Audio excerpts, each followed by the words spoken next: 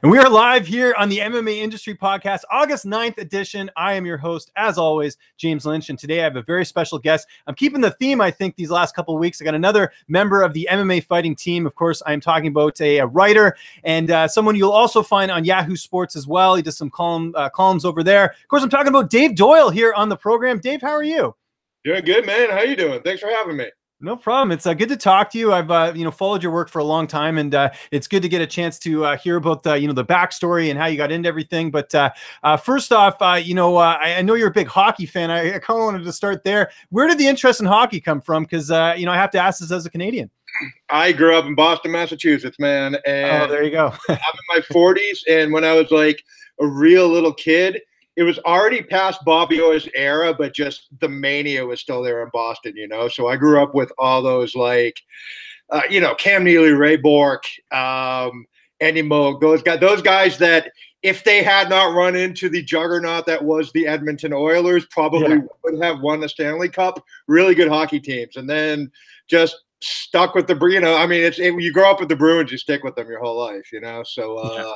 That's pretty much the extent of it. But, at the same time, hockey's pretty good out in California these days, man. The Kings won 2 cups. The Ducks won one. The Sharks are right up there. I don't know what the hell happened with Vegas last year, but, it always used to be a joke like, oh, hockey in California. But no, it's thriving out here as well. Yeah, no, that's great. And we'll talk obviously about you going all the way from Boston to California, which I think is very cool. But where did the love of sports begin? Like, how early are we talking about here of you, coming into contact with sports? When did it get on your radar? Oh, just, like my earliest childhood. You don't grow up in Boston and not be into the Red Sox. And again, my childhood was Larry Bird Celtics, so you went to hoops, you were into the Bruins, you lived and died with the Red Sox, mostly died back then. And for me, I just remember I'd be playing like Little League Baseball or whatever. And at the same time I remember being 7 years old, and the Boston Globe at the time had Peter Gammons, Will McDonough, Bob Ryan, just like this absolute, if you look at newspapers today compared to back then, it's just this 1927 Yankees lineup in terms of people in the sports writing business. So, I was a quiet kid who liked to read, and it all just kind of fell into place. I remember the first time my name ever appeared in print was actually in a wrestling magazine. I was a wrestling fan as a kid, right? And there was a magazine called Sports Review Wrestling that was made by the people that did Pro Wrestling Illustrated. And they had a thing every month where you could submit a question, and it was almost like a roundtable question type things. So I'm 13, 14 years old, and I pick up Sports Review Wrestling one day, and I had sent in a question: should they use instant replay in wrestling like they do football, right? Because football is that's a good question for the first time. And I've got this big 2-page spread where Ric Flair and Barry Windham and Randy Savage and all these people are answering my question. I was like, wow, this is intoxicating, So yeah, there were always throughout my childhood, always these little hints that this was the direction I was going to go in. So how old were you when this got printed? 14-ish, 13 years old. Yeah. And then from there, I just it became a semi-regular. I'd write letters to the editor or do match reports when if I went to the wrestling at Boston Garden. And in terms of formal writing, that didn't start until college. So there's a little gap in between there, but it was definitely from an early age, both sports and just being a quiet kid who liked to read and liked to write was always there. Okay, we'll get into the schooling in a sec, but you piqued my interest there with the wrestling. Who are some of your favorite wrestlers growing up? Because it's always different for everyone. No, we could talk about this all day. I was, I'm just old enough that when I very first started watching as a kid, Vince McMahon Sr. was still the one running the ship. So I remember Bob Backlund and Don Morocco and, Andre and Jimmy Snuka was huge back then. And we also, again, this is the days where you're still just watching UHF TV. We got World Class Wrestling from Texas on TV in Boston. And all of a sudden everyone in Boston is we're running around the neighborhood, trying to put the iron claw on each other. And I'm the Von Erichs, I'm the Freebirds, that type of thing. Yeah. So those were another big one. And then I just, the same progression that every wrestling fan had back in the day. Like, wrestling gets on cable, you're reading the magazines as a kid, you start reading the Wrestling Observer. Like, sometime when you're in college, you start like, my buddies and I would drive 7 hours to Philadelphia to go to the ECW arena, like that type of thing. So I think I had the same kind of lifelong progression as any other wrestling fan my age did. So we talked all about the childhood and everything, teenage years and all that. School, where did you end up going, and what were you taking in school? I started at UMass Amherst. I actually, little trivia note, my freshman year, Marcus Camby was in one of my science classes. Nice. Okay. Maybe twice all semester, I think. Okay. But so I spent a year at UMass Amherst. I totally screwed around, but that was my 1 year at UMass Amherst, and ended up going to UMass's Boston campus instead. And then that ended up turning out, it's interesting because I never even took like journalism 101. My degree is in sociology. I started writing for the school newspaper just to have something to do on campus, basically, and I like to write. And then, even though we didn't have a journalism program, the Boston Globe is right down the street from UMass Boston, and they had an internship program there, and I just got accepted to their program, and next thing I know, I'm like 23 years old and writing for the Boston Globe, and that meant more on my resume than, did I take journalism? Did I have sociology? I actually could go to a potential employer with real world experience in my hands. So that's how that kind of all panned out. That's very cool. The School of Hard Knocks, I like hearing stories like that, where you kind of just, find other ways to sort of get to where you need to get to. Do you remember the first story you ever had to do for the Boston Globe? Yeah, it was a track meet. It was just a high school, it was this regional Eastern Mass track finals or something. And on that particular day, it seemed like the most important sporting event in the world to me. And I remember just getting an early edition of the paper, like, whoa, my name's in the Boston Globe. Like couldn't sleep that night, Yeah. And then all of a sudden those track meets blur together pretty quickly. But that first one, yeah. That's great. And did you have any mentors along the way? I asked Chuck Mendenhall about this last week, and he just said he sort of just modeled himself after how other people wrote. Did you have the same thing, or did you actually have someone that was looking over your work, helping you? Yeah, you know what? This isn't a guy who's well known nationally, but there's the high school sports editor at the Boston Globe for years and years and years was a dude named Bob Holmes, and he was the high school sports editor at the Boston Herald before me, before that. And when Bob retired last year, the number of people who got their starts because of this guy's help and his generosity. Bill Simmons name checks him on a regular basis. Bill Simmons started at the Boston Herald. Michael Felger, he's a big kind of sports radio name in Boston, started under Bob.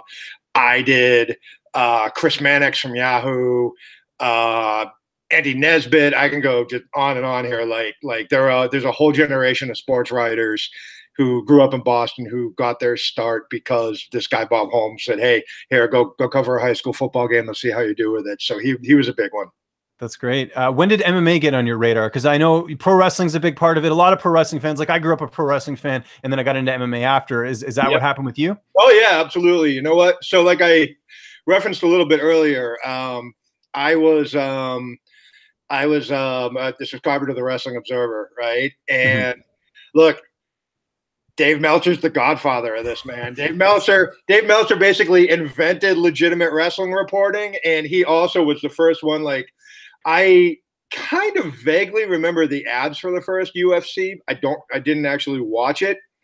And then the Observer comes in the mail the next Saturday. You would, back then in the days before the internet, you would be like a crack addict waiting for the mailman. Oh, I know. I remember. Observer to get there, right? Yeah. So I get it on Saturday, and just the first 2 pages are about this UFC thing, and I'm like, this isn't wrestling. What's this? But I ended up reading it and being interested, and UFC 2 came, and I read about it again. All right, this sounds kind of interesting. And by UFC 3, I'm like, my buddy, I'm just like, hey, let's get this. Let's see what it's all about. And we were hooked, and I ended up watching pretty much all of them until the UFC got booted off of cable, basically, or booted off the pay-per-view stuff. And then from there were a couple of years where it was kind of sort of every once in a while I get like a tape with like Pride fights or with UFC, but I wasn't keeping up with it nearly as much as I was during the first kind of era in the 1990s. And then as soon as they got back on pay-per-view, my buddy and I used to watch fights with, like, excuse me, just picked up right where we left off, basically. Okay, so that's interesting. Now, as far as you know, the writing and everything like that, like you mentioned, starting off at the Globe, were you working another job on top of that, or was that your full-time job? Like, how did you make ends meet? I always like hearing stories. Like that. I would, knock on wood, I've been gainfully employed, since college. In college, it was nuts because there was one period. I know I'm going to sound like in my day, but yeah, no, that's fine. Let's hear it. There was one period where I was doing a full course load, a couple nights a week at the Globe, like covering games on the weekend and also delivering pizza a couple nights a week. And I don't know how I even like slept, but I mean, I've been just, again, I got my foot in the door. My first job was actually with, it was called Sportsline back then at cbssports.com. Now that was out in the Seattle area. Went from there to a full-time staff gig at the Globe. I was there for 5 years. Wouldn't do this in this day and age, but I don't want to say walked out on the Globe as in like, I wasn't like I quit in a huff. It wasn't like Jerry Maguire or anything like that. Yeah. But I would just, it was like, all right, I'm about to turn 30, like no disrespect to anyone, but I'm still covering high school sports. Like, do I want to wait for one of these guys to retire or die to maybe get a chance at that Red Sox beat? And it wasn't how I did. Just like, no, I've got like a life to live, So I gave them my notice, moved back to Seattle. The only thing I was actually doing at the time was just some part-time editing for a company called Sports Exchange, which is a small wire service. And then from there, so Andy Nesbitt, you might know him from some of the stuff he's done on with Bellator now, right? Like 20 years. He was with Fox Sports in LA, and he was just like, "Hey, we have a desk job," and I think they knew what they were doing. It was like November, and the Seattle gloom had just set in for the winter, and they like took me out to like a bar on the beach, and it was like 80 degrees. I'm like, maybe I can give LA a chance, and it was just, I was just working. We're up to 2005 now. I was just working like a desk job at, I was like the late night desk guy. And then the MMA thing kind of took off from there. Okay. Interesting. So, as far as all that goes, so this is at Fox, just to clarify, right? FoxSports.com. Yeah. Okay. Gotcha. So when did Yahoo come in? Cause I know you've been at Yahoo. Okay. Yahoo is the year after that. And this is, you know what, let me tell you this story. Cause when people today, like kids who are coming up, ask me like, how do I break in?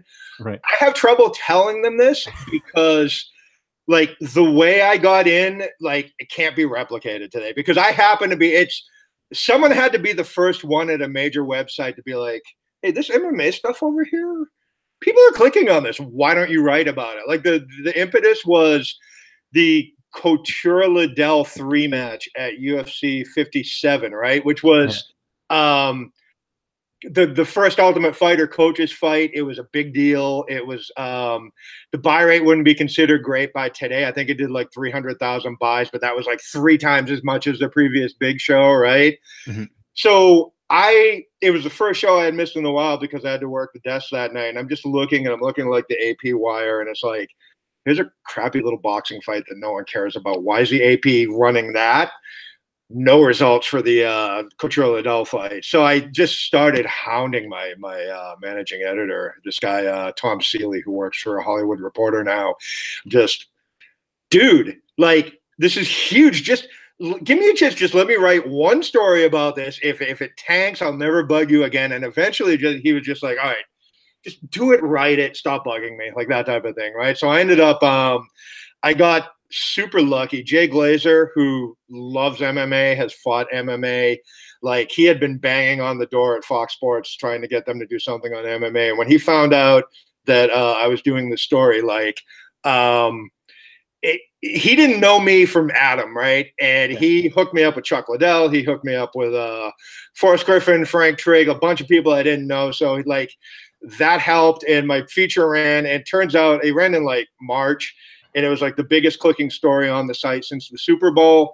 And now my boss was like, oh, well, this is interesting. And then after that, it was just, making it sometimes is just like being in the right place at the right time and capitalizing on it. So it's not like they were about to make me a full-time MMA reporter, but then, so UFC 58, I was credentialed for that, for the piece that I wrote for Fox. UFC 59 just happened to be the first UFC fight ever in California. It was in Anaheim. It was the first Tito Ortiz-Forrest Griffin fight. So I went to that and wrote another story, and it clicked big again. And then, UFC 60 is at Staples Center. Matt Hughes, Hoist Gracie. And that at the time was the biggest drawing fight in UFC history. So again, I'm back now just one after another, and I'm starting to build an like, here I am just a casual fan who watches the shows and reads about the results on the Observer. And now, because I'm the only person who's doing this, everyone's like, oh, he must be an expert at this. I'm like, man, I got to kind of run with this. So again, Fox was happy to just have me be the desk guy and then write about UFC occasionally forever. And, but they would, like, because this audience was building now, UFC 60, what are we up to? 61 was in Vegas. They sent me to Vegas. 62 is in Vegas. 63 is back in Anaheim. And somewhere along the way, this is something like, if you or I tried to pull this at a major website these days, you'd be fired on the spot. But it was still kind of the Wild West in 2005. One night, I'm starting to realize, okay, fans are reaching out to me. There's obviously an audience here. I'm alone. I'm the last guy on the desk. I'm like, let's go start writing a weekly column, right? A weekly MMA column. And I wrote it on the spot and put it on the front page of the site. And again, if a desk editor went rogue like that today, they would like be gone so fast their head would be spinning. But things were a little loose at Fox back then. And then the story clicked again. And my boss was just like, all right, go ahead, do it. Have a blast. So that was like another step, because now all of a sudden, like, hey, every week, got this thing. And it was around this time that that Yahoo was starting to build out like the first they were the first major site that, so Fox, what I was doing for Fox was like the first regular coverage for MMA on any major sports website. And then Yahoo was the first one to go all in. And so they hired Kevin Iole to do MMA and boxing. They had Eric Winter, who was the guy who ended up running Fight Pass for a while, was the kind of mastermind behind it. Excuse me. They MMA Junkie, MMA Weekly, and originally Fight Network were signed up as kind of content partners. So they needed an editor. And, I kind of sort of knew Dan Wetzel already. Still got you there. As a just kind of a colleague, and he put in a word for me, and all within us. Did we freeze up there for a second? We did, but we got you back, man. We're all good. Okay, all right. Yeah, no. So they were, I don't know where we got cut off, but they were building out the site, and I just got a call, and again, this was all like in the span of a year, maybe. Like it just all kind of took off like a rocket. That's great. And you mentioned obviously getting momentum going at Yahoo. Like, what was it like in the early days when you started there?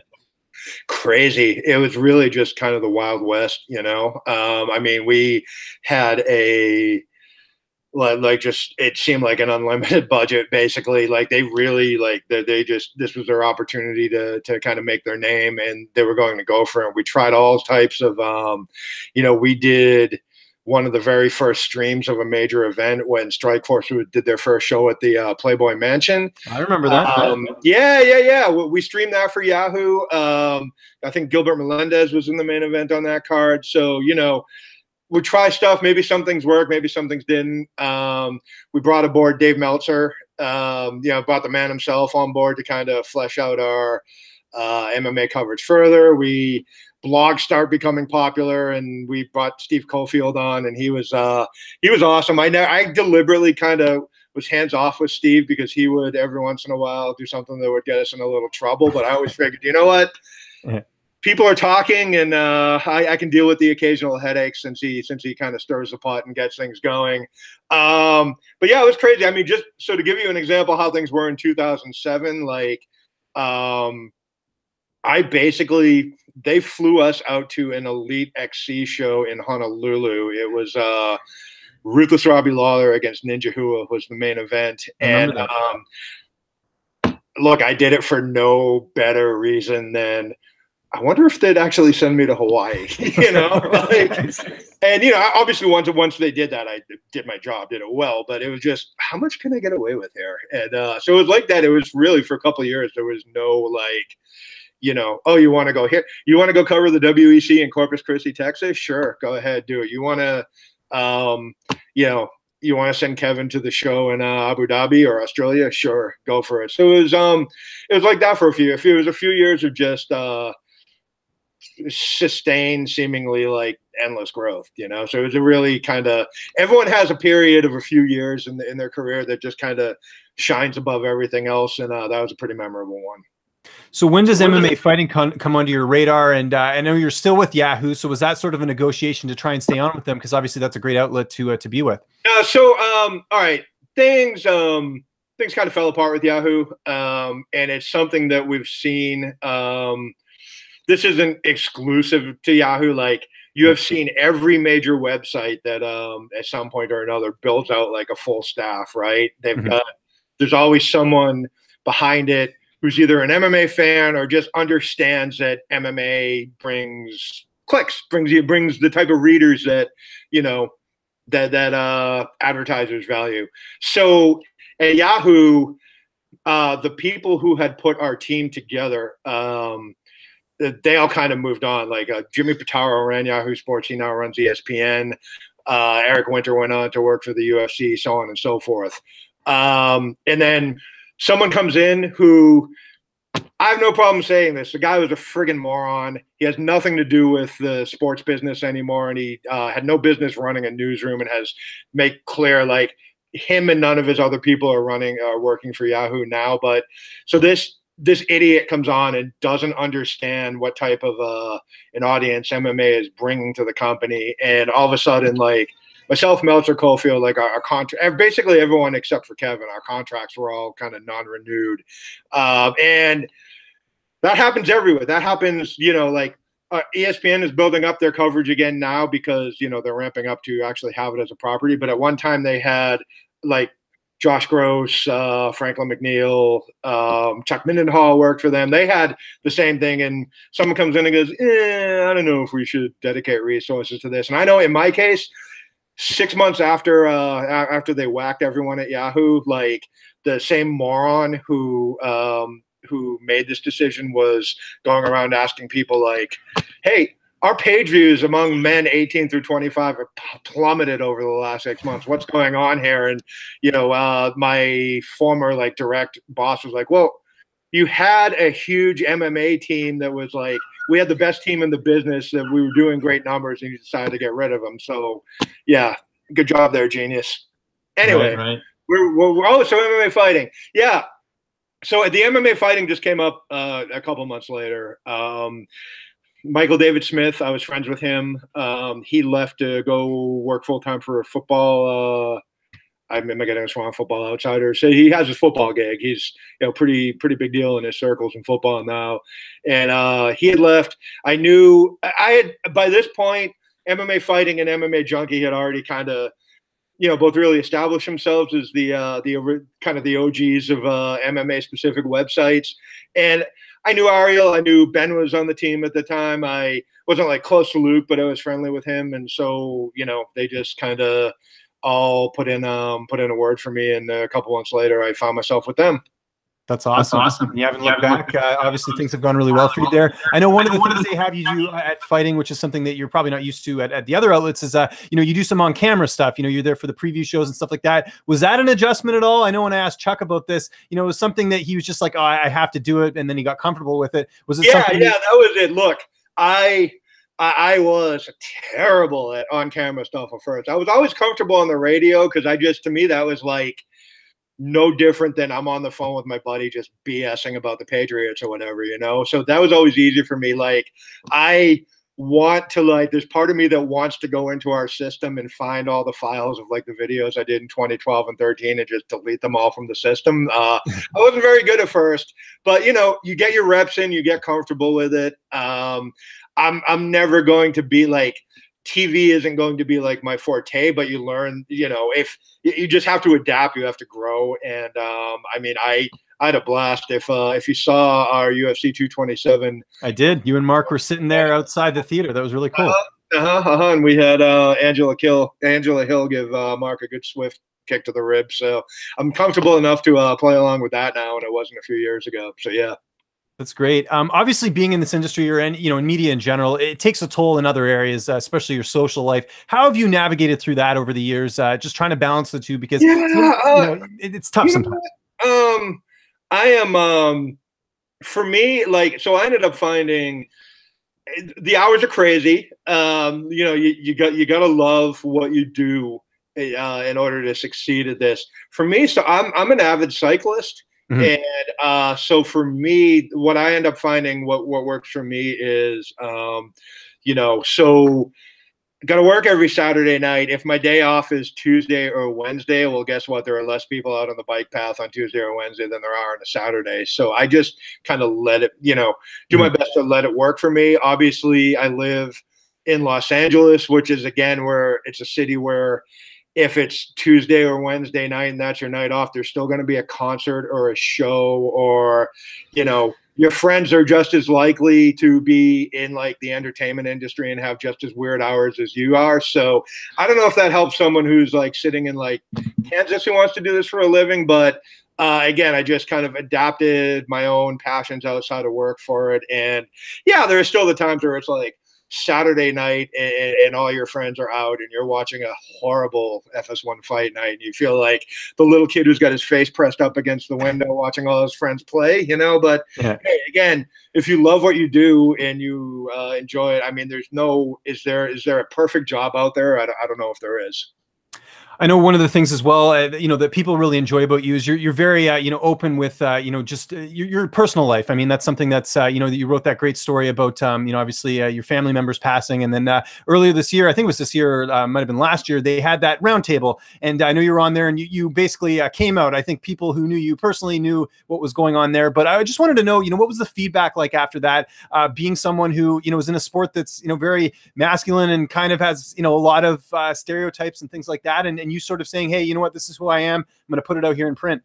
Yeah, I was always out in my personal life, right? Like going back to college, I actually had, just to tell a little story here. I remember when I was in college, I went out to the gay bar in Boston and someone taps me on the shoulder, and I'm not going to put a name on this, but it was another sports media personality in Boston who was like middle-aged, and like we talked for a while. He was like deeply closeted, deeply, just deeply like a very unhappy person. So I decided like right then and there, I'm not going to hide who I am in my personal life.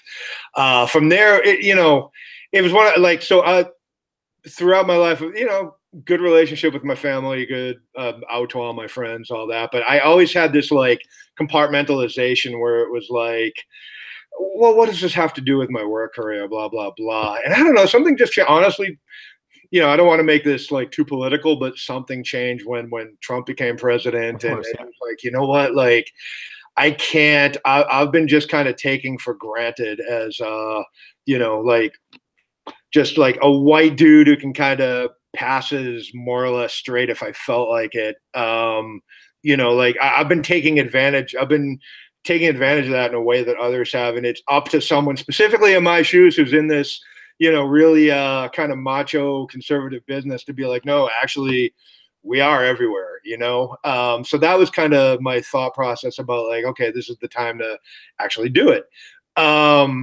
So, I mean, it happened and it was like just instantly like, man, why didn't I do this 20 years ago? I have not had, other than trolls. So, you get your occasional troll on Twitter and social media, and that's just how it is. I never, I've never been one to be like, oh, you go on Twitter and people are like, oh, look at these horrible MMA fans. I think they're a minority of the fans. I really do, because all you got to do is mute a fair bit of them, and all of a sudden your timeline looks a whole hell of a lot better than it was. So a little bit of that. I haven't had any, I haven't had any bad look. Obviously, maybe there's like a gym out there that maybe I wouldn't be welcome in. I don't know. But again, it kind of comes down to like being in California where everyone just kind of does their thing and, you know, just kind of respects you for who you are. And I think in my case, I had already been around for 12 years, you know, so like,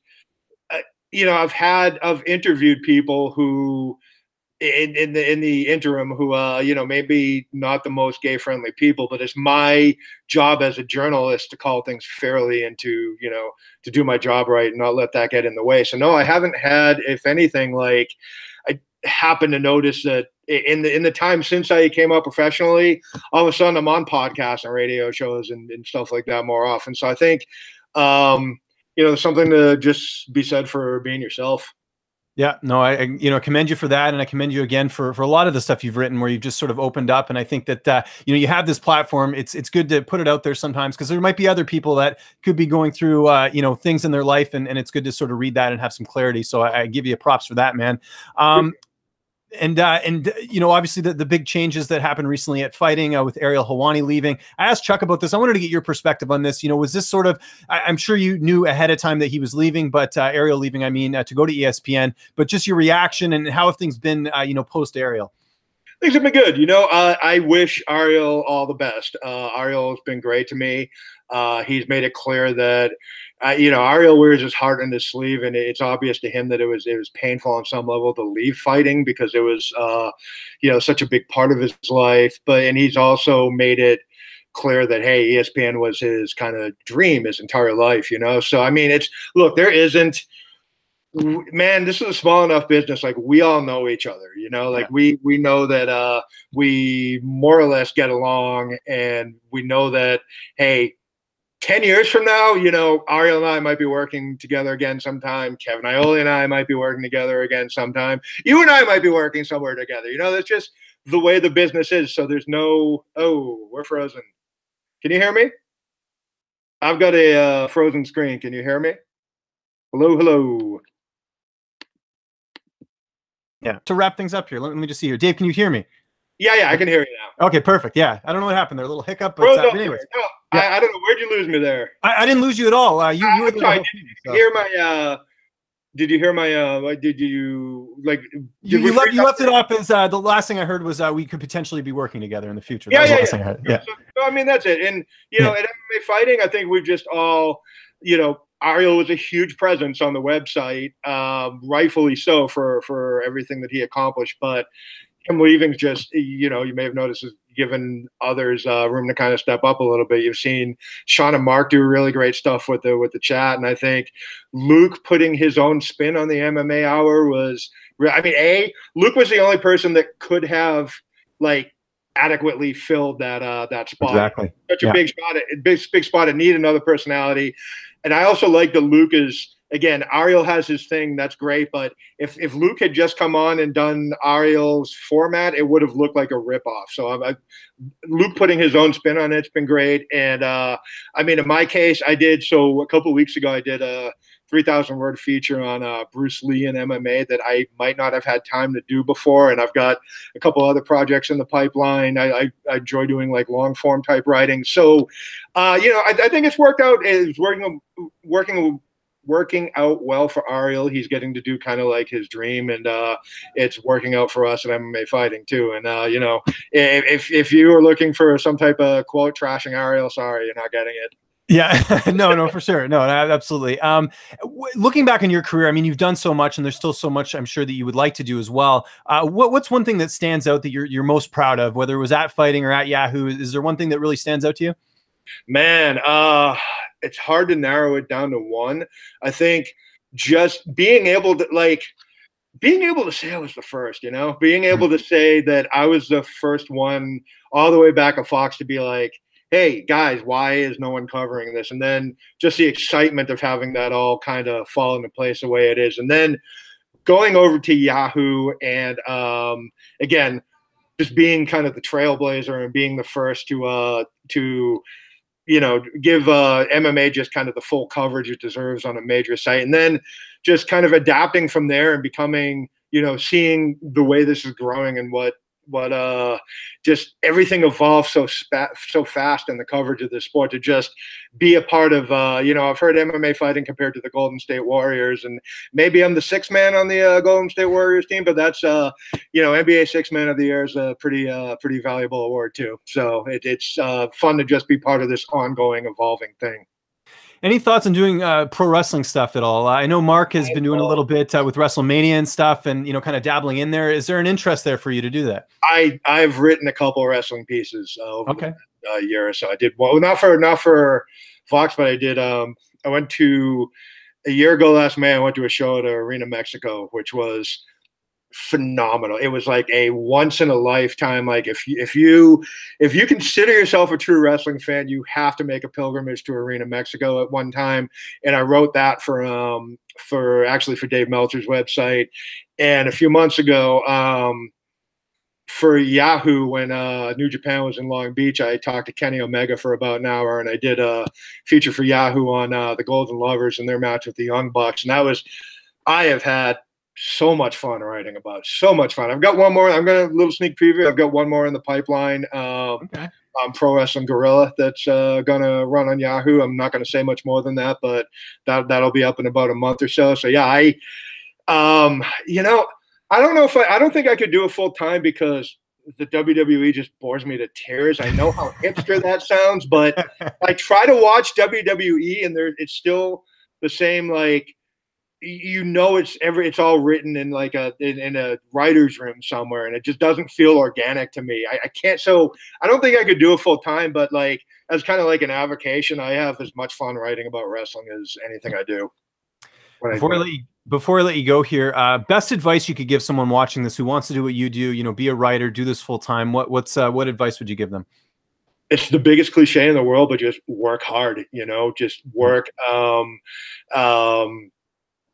Just handle your business correctly. There's always it seems like once a year or so, maybe it doesn't happen as much as it used to, but like once a year or so, it always seemed like some idiot would bubble up on Twitter by making a scene of himself and be like, oh, the MMA media is so corrupt. You guys are idiots, blah, blah, blah, blah, blah. And then a year later, he'd be like, why is no one hiring me? And it's like, don't be that guy, Don't be that. That's my how not to. Just as cliche as it is, like so. I was like the first one in.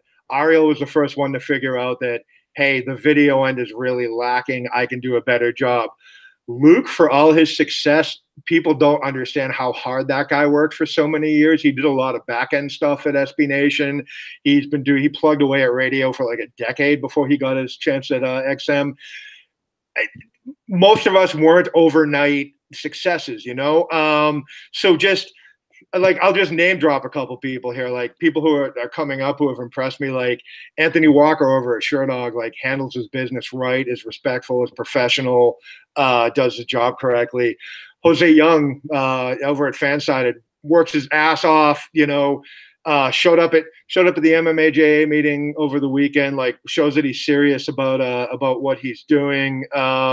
Just if you, instead of worrying about being like the next Ariel or next Luke, like that's a great thing to aspire to, but pay attention to the guys who are like, have just gotten their foot in the door and look at what they're doing. And as cliche as it is to say, like, work hard, just work hard. Like everyone in MMA fighting, like last week, I spent all Sunday just on the couch, like staring at my TV because I was like so wiped out, but it's a good, like wiped out, like an earned wipeout. Yeah. Yeah.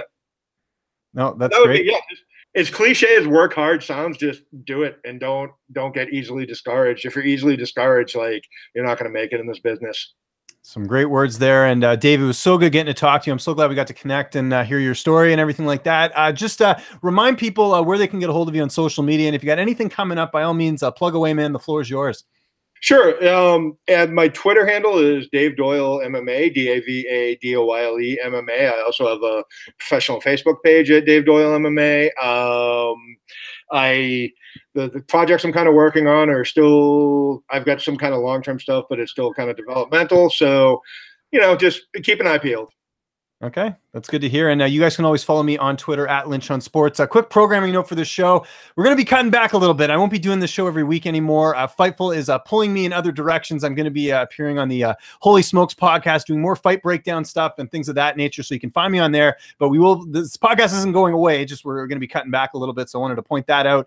And like I said, yeah, follow me on Twitter at Lynch on Sports. Got a bunch of interviews coming up this week, even though it's an off week with the UFC and Bellator. Going to be having lots of stuff coming up there. And I want to thank Dave again for joining us here on the show. And thank you guys for watching, and we'll see you next time.